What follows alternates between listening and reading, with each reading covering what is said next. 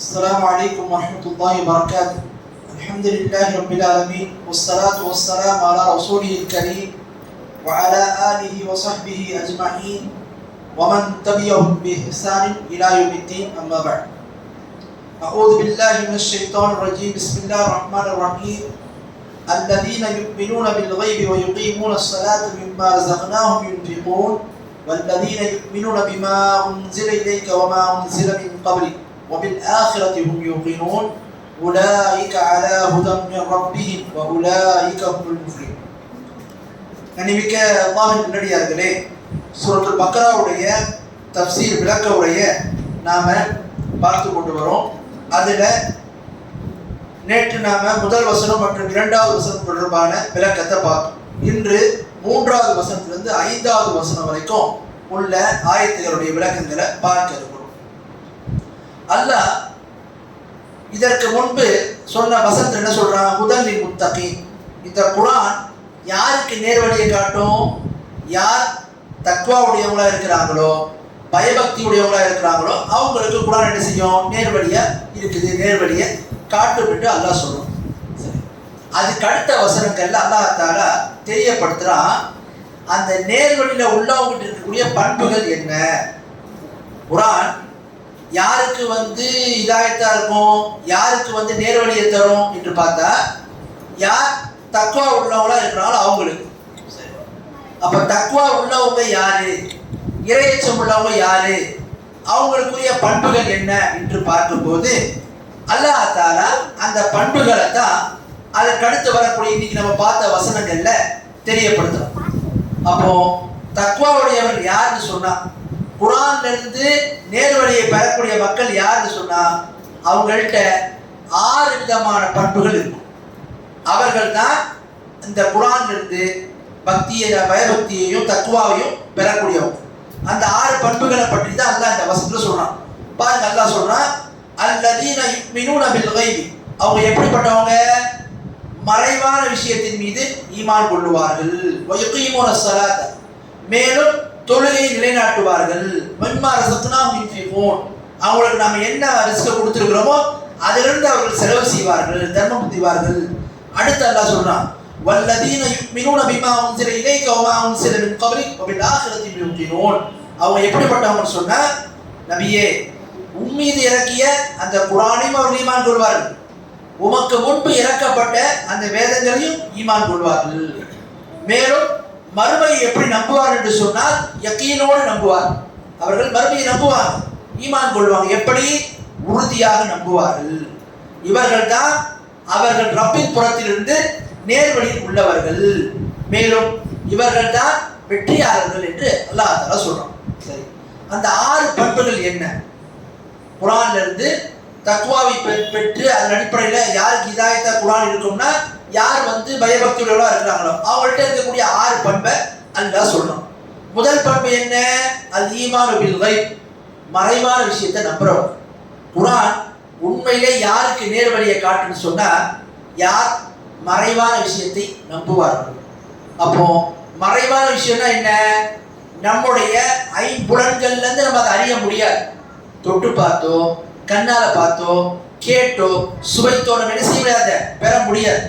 அப்படிப்பட்ட விஷயங்களை தான், ஐம்புலன்களை தாண்டிய விஷயங்களை தான் மறைவான விஷயம்னு சொல்லுவோம். நம்முடைய கண்களால் பார்த்துருக்க மாட்டோம், நாம நம்மளுடைய உணர்வுகளால் தொட்டிருக்க மாட்டோம்.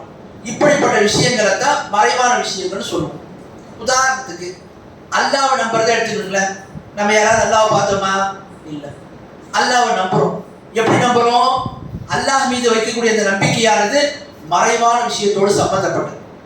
மலக்குகளை குறித்து மார்க்க நமக்கு சொல்லுது. நம்முடைய அமல்களை பதிவு செய்யறாங்க, நம்மளை பாதுகாக்கிறாங்க, நம்மளை கண்காணிக்கிறாங்க, நமக்கு பாதுகாப்பு கொடுக்குறாங்க என்பதெல்லாம் நம்ம நிறைய விஷயங்கள் அவங்க குர்ஆன் சொல்ல அறியோம். அந்த மார்க்குகளை நம்ம பார்த்துருக்கிறோமா? இல்லை. அதே மாதிரி பாருங்க, அல்லாஹ்வுடைய தூதர் ஸல்லல்லாஹு அலைஹி வஸல்லம் மேராஜுக்கு போனாங்க, இப்படிலாம் நடந்தது என்ற விஷயத்தை நாம யாராவது பார்த்தோமா? இல்லை. இதெல்லாம் என்ன செய்யும்? நம்புறோம். மறுமை நாள் ஒரு நாள் இருக்கு, அந்த நாள் மீது நம்பிக்கை கொண்டு வரணும். மரணித்தவர் அனைவரும் மீண்டும் எழுப்பப்படுவாங்க, நம்ம யாராவது பார்த்தோமா? இல்லை, பார்க்கல. ஆனால் நம்ம என்ன செய்யறோம்? நம்புறோம். அப்போ மார்க்கத்தில் ஈமான் கொண்டவங்க குர்ஆன்ல இருந்து நேர்வழி, யாருக்கு குர்ஆன் நேர்வழியை காட்டுன்னு சொன்னா இறையச்சமுடையவங்க. அவங்கள்ட்ட இருக்கக்கூடிய பண்பு என்ன? மறைவான விஷயத்தை அவர் நம்புவார்கள். இவர்களுக்கு தான் குர்ஆன் நேர்வழியை தரும் அப்படின்றத நம்ம பார்க்கலாம். அதனால தான் பாருங்க, அல்லாஹ் குர்ஆன்ல சொல்றோம் 33வது அத்தியாயத்துல 36வது வசனத்துல, வமா கான லிமுஃமினி வலா முஃமினத்தி இதா கதல்லாஹு ரசூலுஹு அம்ரன் அன் யகூன லஹுல் ഖിയറத்து மின் அம்ரி வமன் யஸில்லாஹ ரசூலுஹு ஃபகத் ضل ضلالا முபீனா.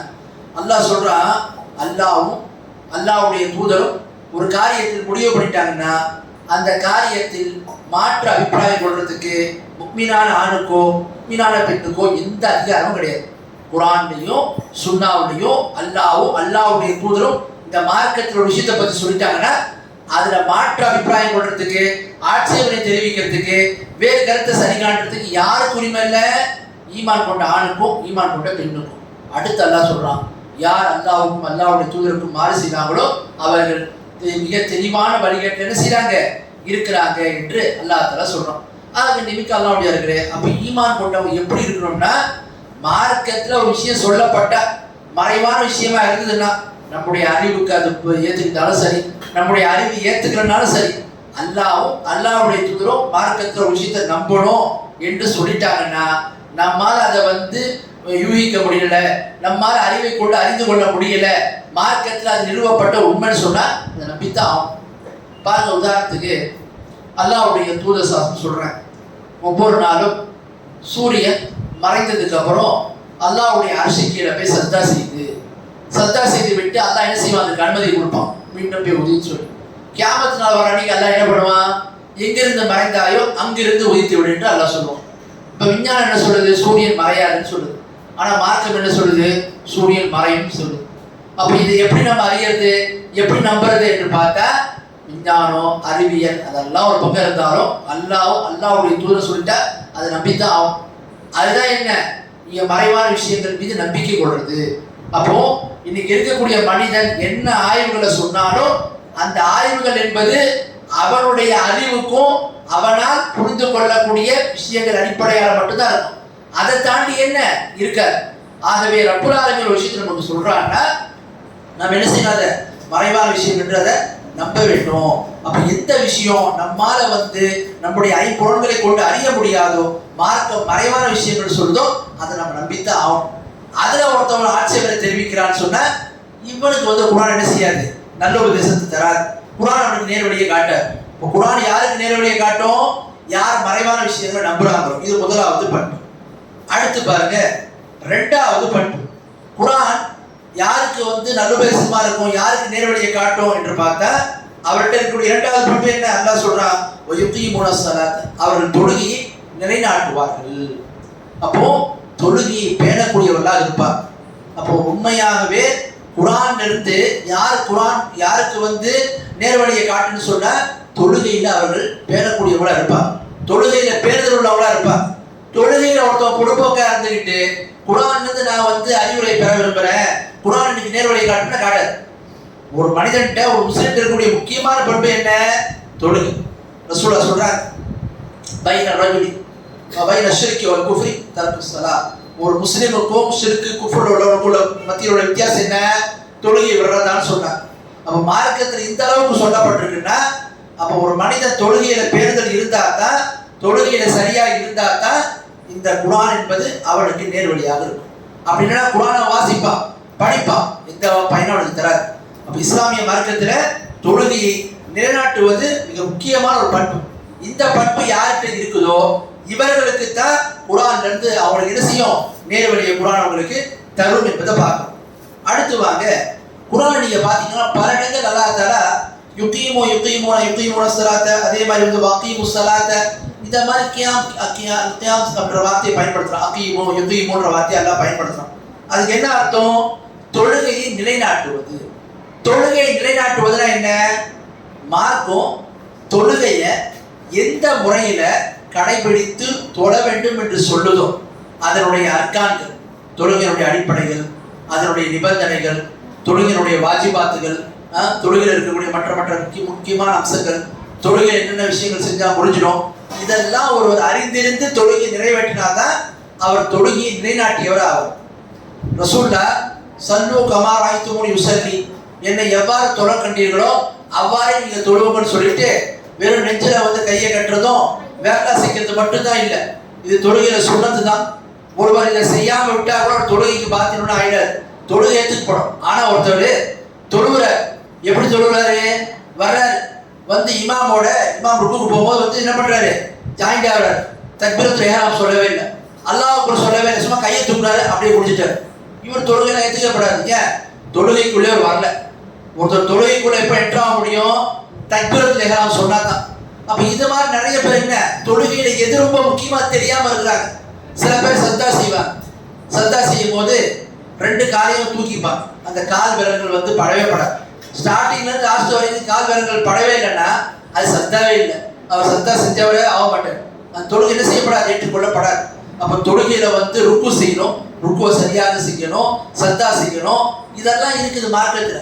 அப்போ தொழுகையை நாம அல்லாஹ் சொல்ற தொழுகையை நீங்கள் நிலைநாட்ட வேண்டும் என்று சொல்றோம்.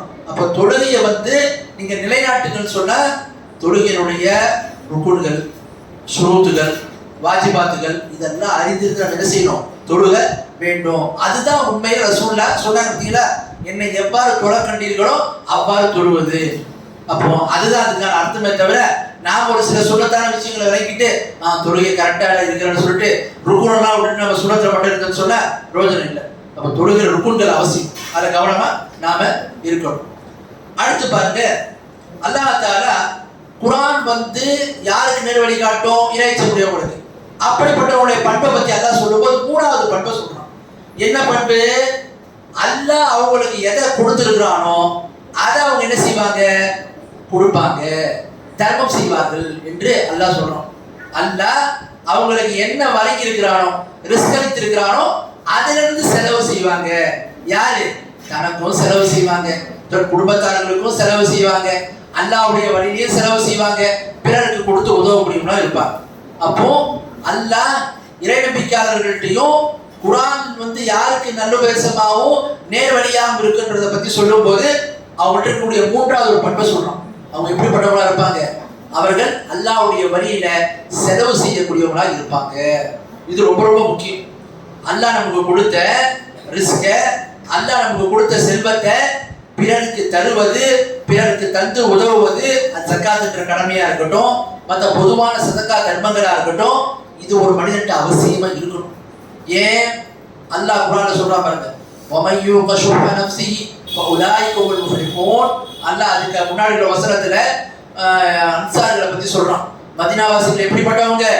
அவர்கள் முஹாஜிர்கள் வந்து மதீனாவுக்கு வர்றதுக்கு முன்னாடியே தங்களுடைய இருப்பிடத்தை அமைத்துக் கொண்டவங்க. அவங்க எப்படிப்பட்டவங்க? எந்த விதமான காழ்ப்புணர்வும் அவங்களுடைய உள்ளத்துல அவங்களுக்கு இல்ல, தரப்பட்டதுல என்று சொல்லிவிட்டு அல்லாஹ் சொல்றான், வயூசிரூன அலா அன்ஃபுஸிஹிம் வலவ் கான பிஹிம் கஸாஸா. தனக்கு தேவை இருந்த போதிலும் பிறருக்கு முன்னுரிமை அளிப்பார்னு சொல்றான். அடுத்து அல்லாஹ் சொல்றான், வமன் யூக ஷுஹ நஃப்ஸிஹி ஃபஉலாயிக ஹுல் முஃப்லிஹூன். யார் தன்னுடைய நஃப்ஸை கஞ்சத்தனத்திலிருந்து, உலோகத்தனத்திலிருந்து காப்பாற்றிக் கொள்றாரோ, பாதுகாத்துக் கொள்றாரோ அவர்தான் வெற்றியாளர்னு அல்லாஹ் சொல்றான். அப்போ ஒரு மனிதன் அல்லாஹ் அவருக்கு கொடுத்த செல்வத்தை அல்லாஹ்வுடைய வழியில செலவு செய்யறது கூட, பிறருக்கு கொடுத்து உதவுவது கூட, அல்லாஹ் சொன்ன கடமையான ஜக்காத்தை கொடுப்பது கூட மிக மிக முக்கியமான அம்சம். இது யார்கிட்ட இருக்கும்? இறைநம்பிக்கையாளர்கிட்ட இருக்கும். இப்படிப்பட்டவங்க தான் குர்ஆன்ல இருந்து என்ன செய்வாங்க? அவர்களுக்கு குர்ஆன் வந்து நேர் வழியை காட்டும். யார் ஒரு மனிதன் செல்வத்தின் மீது மோகம் வைக்கிறானோ, செல்வத்தின் மீது ஒரு மனிதனுக்கு அளவு கடந்த ஒரு மோகம் இருக்குதோ, என்பா எல்லாத்துக்கும் இருக்கிறதா. அல்லாஹ் சொல்றான், துஹிப்பூனல் மால ஹுப்பன் ஜம்மா. நீங்க என்ன செய்வீங்க? செல்வத்தை நீங்க விரும்புறீங்கன்னு சொல்றான். ஆனா அது அளவு கடந்த ஒரு மனிதன்ட்ட போய் மார்க்கத்தை விட, அவனுக்கு மறுமையை விட அது பெருசாயிடுச்சுன்னு சொல்ல அது விபரீதமாயிடும். ஆகவேதான் ஒரு மனிதன்ட்ட இருக்கக்கூடிய பண்புல மிக முக்கியமான பண்பு, அல்லாஹ் அவனுக்கு கொடுத்தது என்ன செய்யணும்? செலவு செய்யும். இப்ப இங்க நமக்கு அல்லாஹ் நமக்கு தெரியப்படுத்துறான், அல்லாஹ் கொடுத்ததில் அப்படின்னா என்ன அர்த்தம்? ஒரு மனிதன் ஹலாலான முறையில சம்பாத்தியம் செய்யறது, ஒரு மனிதன் ஹலாலான முறையில அவனுக்கு செல்வத்தை பெறுறது, இதுதான் அதுக்கு அர்த்தம். ஒருவன் தவறான முறையில பிறரிலிருந்து பொருளை அபகரித்து தவறான முறையில பொருளாதாரத்தை ஈட்டி அவன் செலவு செய்யறான்னா அவனுடைய தர்மம் ஏற்றுக்கொள்ளப்படாது.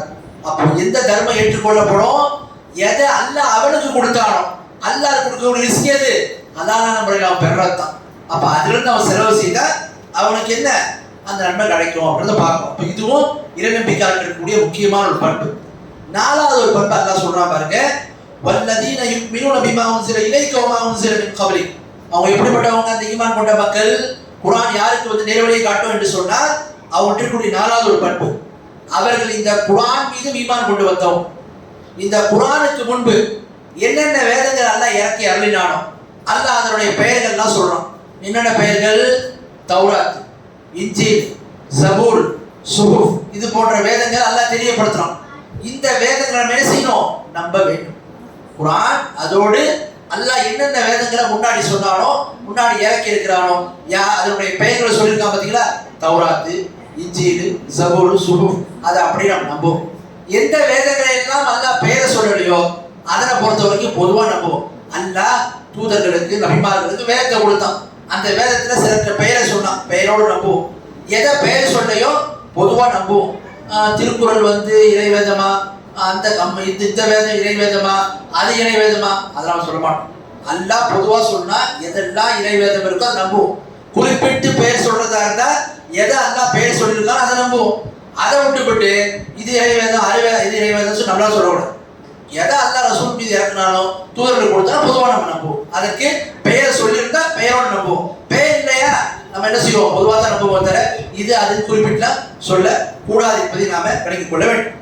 அடுத்து பாருங்க, இந்த வசனத்தை அல்லாஹ் தஆலா முதல்ல குர்ஆனை குறிப்பிடுறோம், அதுக்கப்புறம் தான் முன்னாடி உள்ள வேதங்களை குறிப்பிடுறோம். என்ன காரணம்? குர்ஆன் இறக்கி அருளப்பட்டதுக்கு அப்புறம் முன்னாடி உள்ள வேதங்கள்லாம் காலவதி ஆயிடுச்சு, அதெல்லாம் முடிஞ்சு போயிடுச்சு. இது எல்லாரும் என்ன செய்யணும்? குர்ஆனை தான் வேதமாக ஏற்றுக்கொள்ள வேண்டும். இது ஒரு காரணம். ரெண்டாவது காரணம் என்ன? இந்த குர்ஆன் இறுதி வேதமாக இருந்தாலும் இதுக்கு முன்னாடி உள்ள வேதங்கள்ல அவங்க கையாளம் செய்யறதுக்கு முன்னாடி என்ன விஷயம் உண்மையான சப்ஜெக்ட் இருந்ததோ, உண்மையான தகவல் இருந்ததோ அதை குர்ஆன் பாதுகாக்கும். அல்லாஹ் மட்டும் வணங்கணும், மறுமையை நம்பணும், அல்லாஹ் இணை வைக்க கூடாது, தூதர்கள் நபிமார்கள் மனிதர்கள் தான், மலக்குகளை வணங்கக்கூடாது என்கின்ற அந்த அடிப்படையான கருத்தை முன்னாடி உள்ள வேதங்கள் சொல்லிச்சு. அந்த குர்ஆன் என்ன செய்யுது? உண்மைப்படுத்துது. அடுத்து பாருங்க, அஞ்சாவது பண்பு என்ன சொன்ன? அவர்கள் மறுமை நாளை நம்புவார். ஈமான் கொண்ட மக்கள் மறுமை நாளை நம்புவார். எப்படி நம்புறோம்? யக்கீனோடு நம்பணும். யக்கீனோடு நம்புறதுனா எப்படி? உறுதியாக நம்பணும். உறுதியாக நம்புறதுனா எப்படி? எந்த ஒரு சந்தேகமோ எந்த ஒரு டவுட்டும் நமக்கு இருக்கக்கூடாது. குர்ஆனை நாம நம்புறது எப்படி நம்புறோம்னு சொன்னா உறுதியாக நம்பணும். அதுல எந்த மறுமை எப்படி நம்புறோம்னு சொன்னா உறுதியாக நம்பணும். அது எந்த ஒரு சந்தேகம் வரக்கூடாது. சில பேர் சொல்லுவாங்க, என்ன சொல்லுவாங்க? நாம தாவா பண்றோம், தாவா பண்ணும் போது நம்ம இந்த மாதிரி சொல்லி காட்டுவோம். என்ன சொல்லி காட்டுவோம்? முஸ்லிம்கள் நாங்கள்லாம் மறுமையை நம்புறோம், காஃபிர்கள் நீங்கள்லாம் மறுமையை நம்பாம இருக்கீங்க. ஒருவேளை நாளைக்கு மறுமை இல்லைன்னு சொன்னா எங்களுக்கும் பிரச்சனை இல்லை, உங்களுக்கும் பிரச்சனை இல்லை. ஆனால் ஒருவேளை மறுமை இருந்துட்டா நாங்களும் மாட்டிப்போம், நாங்க தப்பிச்சுக்குவோம், நீங்க மாட்டிக்குவீங்க அப்படின்னு மாதிரி சொல்லுவாங்க. அவங்க மட்டும் 2 பேரும் மாட்டிப்பாங்க. ஏன்? மறுமையை பொறுத்த வரைக்கும் ஒருமை எப்படி நம்ப வேண்டும் என்றால் மறுமை இருந்தால் இருக்கலாம், இல்லாமல் இருக்கலாம். மறுமை இருந்தால் அப்படின்னா இல்லை, மறுமை இருக்குது, அதை கடுகளவு சந்தேகம் இருக்கக்கூடாது. அதுதான் அல்லாஹ் சொல்றான்.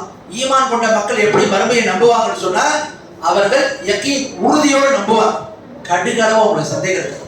அப்ப அல்லாஹ் மறுமையை நம்ப சொல்லக்கூடிய விஷயத்துல என்ன சொல்றான்? இதை பிரத்யேகமா சொல்றான். மறைவான விஷயத்தை நம்புன்னு சொல்லும் போதே மறுமையை நம்புறது அதுல வந்துடும். அப்புறம் எதுக்கு அல்லாஹ் தஆலா பிரத்யேகமா மறுமையை உறுதியாக நம்பணும்னு சொல்றான்? அதனுடைய முக்கியத்துவத்தை காட்டுறதுக்காக வேண்டி. இப்ப மறுமையை நீங்கள் எப்படி நம்பணும்? அவர்கள் மிக உறுதியாக நம்பணும், அந்த கடுகளவும் அவங்களுக்கு சந்தேகம் இருக்கக்கூடாது. அடுத்து பாருங்க, அல்லாஹ் தஆலா 6வது பண்பு எடுத்து சொல்றோம். என்ன 6வது பண்பு? அந்த குர்ஆன் யாருக்கு வந்து நேர்வழியை காட்டுன்னு சொன்னா அந்த பயபக்தியுடையவங்க யாரு சொன்னா அவங்கள்ட்ட இருக்கக்கூடிய பண்பு உலாயிக அலா ஹுதன் மின் ரப்பி. அவர்கள் தங்களுடைய ரப்பின் புறத்திலிருந்து எப்படிப்பட்டவங்களா இருப்பாங்க? அவர்கள் ரப்பின் புறத்திலிருந்து உள்ள அந்த நேர்வழியில் இருப்பாங்க. அப்ப ஈமான் கொண்ட மக்கள் யாருன்னு சொன்னா நேர்வழியில் இருப்பாங்க. நேர்வழினா என்ன? நம்ம சூரத்துல் ஃபாத்திஹாவுல பார்த்தோம். நேர்வழி என்பது என்ன? இந்த இஸ்லாமிய மார்க்கம். இந்த இஸ்லாமிய மார்க்கத்தை எப்படி நம்ம அறியணும்? எப்படி நபிமார்களும் சித்தீகீன்களும் ஷுஹதாக்களும் சாலிஹீன்களும் அறிந்திருந்தார்களோ அந்த மாதிரி இந்த மார்க்கத்துல நேர்வழியில் நம்ம உறுதியா போகணும். வழிகட்டு போன கிறிஸ்தவனுடைய வழியில போயிடக்கூடாது, அல்லாஹ்வுடைய கோபத்திற்கான யூதருடைய வழியில போயிடக்கூடாது. இப்படி ஒருத்தர் யார் நேர்வழியில உறுதியா இருக்கிறாரோ அவர் தான் உண்மையிலேயே அவருக்கு தான் இந்த குர்ஆன் என்ன செய்யும், நேர்வழியை காட்டும். அப்போ நாம் மறுமை நாள் நம்ம இந்த மார்க்கத்தில் எப்படி இருக்க வேண்டும் என்று சொன்னால் நேர்வழியில உறுதியா இருக்கும்.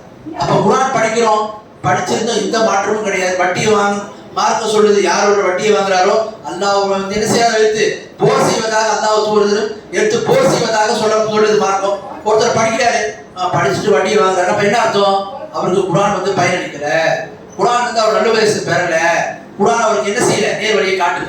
ஏன், அவர்கிட்ட தக்குவா இல்லை, அவர்கிட்ட மார்க்கம் இல்லை, அவர்கிட்ட என்ன இல்லை, நேர் வழியில் அவர் இல்லை. மார்க்கத்தில் நேர் வழியில் இருக்கிறோன்னு சொன்னா அப்படிப்பட்ட மக்களுக்கு தான் இந்த குர்ஆன் உபதேசமாகும். அடுத்து கடைசியில் அல்லாஹ் சொல்றா பாருங்க, இந்த 6 பண்புகள் முடிச்சதுக்கு அப்புறம் இந்த 6 பண்புகள் யார்கிட்ட இருக்குதோ, என்னென்ன பண்பு, மறைவான விஷயத்தை நம்புறது, தொழுகையை நிலைநாட்டுவது, அல்லாஹ் கொடுக்கக்கூடிய அந்த தர்மத்திலிருந்து செலவு செய்வது. அடுத்து 4வதாக அல்லாஹ் தஆலா தெரியப்படுத்துறார், அவர்கள் என்ன செய்வாங்க, முன்னாடி உள்ள வேதங்களை குர்ஆனை நம்புவார்கள். 5வது அவர்கள் மறுமை நாளை உறுதியாக நம்புவார்கள் கீழோடு. 6வது நேர்வழியில் இருக்கிறவங்க. இந்த 6 பண்புகள் யார்கிட்ட இருக்குதோ அவர்கள் தான் வெற்றியாளர்கள் அல்லாஹ் சொல்றோம். உலாயிகுல் முஃப்லிஹூன், அவர்கள் தான் வெற்றி, உலாயிகுல் முஃப்லிஹூன், அவர்கள் தான் வெற்றியாளர்கள் சொல்றோம். இந்த 6 பண்பு யார்கிட்ட இருக்குதோ அவங்க தான் வெற்றியை பெற்றவங்க. ஒரு சிலருக்கு இந்த பண்புல சில குறைகள் இருக்குன்னு சொன்னா, சில விஷயம் பரிபூர்ணமா இல்லாம குறைவு இருக்குன்னு சொன்னா, எந்த இதுல குறைவு ஏற்படுதோ அந்த இதுல என்ன செய்வார், அவரு வெற்றின்ற பாதையில் அந்த விஷயத்துல மட்டும் பின்தங்குவார். மற்ற விஷயங்கள் அவரு இதா இருக்கிறதுனால என்ன செய்ய தான் இருப்பார். அப்போ மார்க்கம் நமக்கு என்ன சொல்லுதுன்னா, அஹ்லுஸ் சுன்னாவுடைய கொள்கை என்னன்னு சொன்னா, இஸ்லாமிய மார்க்கத்துல இந்த மார்க்கம் ஈமானை பற்றி நமக்கு சொல்லக்கூடிய விஷயம் என்ன, யஸீது பித்தாஅத் வ யன்குஸு பில் மாசியா, நன்மை செய்வதை கொண்டு ஈமான் அதிகரிக்கும், பாவம் செய்வதை கொண்டு ஈமான் குறையும். இப்ப நான் சொன்ன இந்த 6 பண்புகள்ல எல்லாரும் சமநிலையில் இருக்க மாட்டாங்க, எல்லாரும் ஒரே நிலையில் இருக்க மாட்டாங்க, சிலர்கிட்ட கூடுதல் குறைவு இருக்கும். அதனாலதான் நீங்க பாத்தீங்கன்னா சொர்க்கத்துல ஒவ்வொரு மனிதனுடைய அமல்களை கேட்டவாறு படித்தரங்கள் இருக்கும். நபிமார்கள் மிக உயர்ந்த படித்தரத்தில் இருப்பாங்க. அப்ப எதனால அல்லாஹ் இந்த படித்தரங்களை வைக்கிறா, ஒவ்வொரு மனிதனுடைய அமல்களை கேட்டவாறு. அப்ப என்ன விளக்குது, மனிதர்கள் எல்லாரும் ஒரே நிலையில் இருக்க மாட்டாங்க. இப்ப நான் சொன்னது 6 பண்புல சிலர் மறைவான விஷயத்தை நம்பவும் மிக உறுதியா அது ரொம்ப பெர்ஃபெக்டா இருப்பாங்க. சில பேர் நம்புவாங்க, அந்த அளவுக்கு என்ன செய்ய மாட்டாங்க, 100% இருக்காது, கொஞ்சம் குறைவு ஏற்படும். சில பேர் ஜகாத் கடமை கொடுப்பாங்க, தர்மம் செய்வாங்க, சில பேர்ட்ட என்ன சில நேரத்தில் கொடுப்பாங்க, சில நேரத்தில் கஞ்சத்தனம் வந்துடும். இதுல என்ன செய்வாங்க, இது மாதிரி செய்யும் போது அந்த வெற்றின்ற பாதையில எதுல அவங்க பின்தங்குறாங்களோ அந்த ஒரு விஷயத்துல மட்டும் பின்தங்கியவர்கள் ஆகும். மற்ற விஷயங்கள் என்ன அவங்களுக்கு அதுக்கான நன்மை கிடைக்கும். அவங்க எதுல குறை விடுறாங்களோ அந்த குறை என்ன செய்யப்படும், அவருடைய ஈமான்ல பாதிப்பு ஏற்படுத்தும். அதான் அஹ்லுஸ் சுன்னாவுடைய கொள்கை. இஸ்லாமிய மார்க்கத்துல ஈமான் என்பது நன்மை செய்வதை கொண்டு அதிகரிக்கும், பாவம் செய்வதை கொண்டு ஈமான் குறைக்கும். இன்னம மீனோட தக்ரல்லாஹ் வஜ்ரத் குலூபுஹும் வ இதா துலியத் அலைஹிம் ஆயாத்து ஸாதத்துஹும் ஈமான் வ அலா ரப்பிஹிம் யதவக்கலூன். அல்லாஹ் சொல்றான், ஈமான் கொண்ட மக்கள் எப்படிப்பட்டவங்கன்னா, அல்லாஹ் என்று சொல்லப்பட்டால் அவருடைய உள்ளங்கள் அப்படி நடுங்கிடும். அல்லாஹ்வுடைய வசனங்கள் அவங்க மீது ஓதி காண்பிக்கப்பட்டால் அவருடைய ஈமான் அது அதிகரிக்கும் அல்லாஹ் சொல்றான். அப்ப ஈமான் என்பது அதிகரிக்கும். அதே மாதிரி ரசூலுல்லாஹ் சொல்றாங்க, யார் ஒருவர் திருடுகின்றாரோ அவர் முஃமினாக இருக்க மாட்டார், யார் ஒருவர் மது அருந்துகிறாரோ அவர் முஃமினாக இருக்க மாட்டார், யார் ஒருவர் விபச்சாரம் செய்கிறாரோ அவர் முஃமினாக இருக்க மாட்டார். என்ன அர்த்தம், காஃபிரா போய்டுவார் அர்த்தம் கிடையாது. அவருடைய ஈமான் பரிபூர்ணமா இருக்காது, குறைந்து விடும். அப்ப பாவம் செய்வதை கொண்டு ஈமான் குறையும், நன்மை செய்வதை கொண்டு ஈமான் அதிகரிக்கும். இது அஹ்லுஸ் சுன்னாவுடைய கொள்கை. அப்ப அந்த அடிப்படையில குர்ஆன் நமக்கு நல்லுபதேசமாகவும் குர்ஆன் நமக்கு நேர்வழியை காட்டக்கூடியதாகவும் இருக்கணும்னு சொன்னா இந்த 6 பண்புகள் நம்மள்கிட்ட அவசியமா வரணும். இந்த 6 பண்புகளும் நம்ம இடத்துல நிறைவாக வந்தா அந்த அளவுக்கு குர்ஆன் நம்ம என்ன செய்வோம், நல்லுபதேசத்தையும் நேர்வழியிலையும் உறுதியாயிட்டு போவோம். ஆக அப்படிப்பட்ட மக்களாக அல்லாஹ் நம் அனைவரும் ஆக்கி அருள்வானாக. ஆகிரு தஅவானா அல்ஹம்துலில்லாஹி ரப்பில் ஆலமீன்.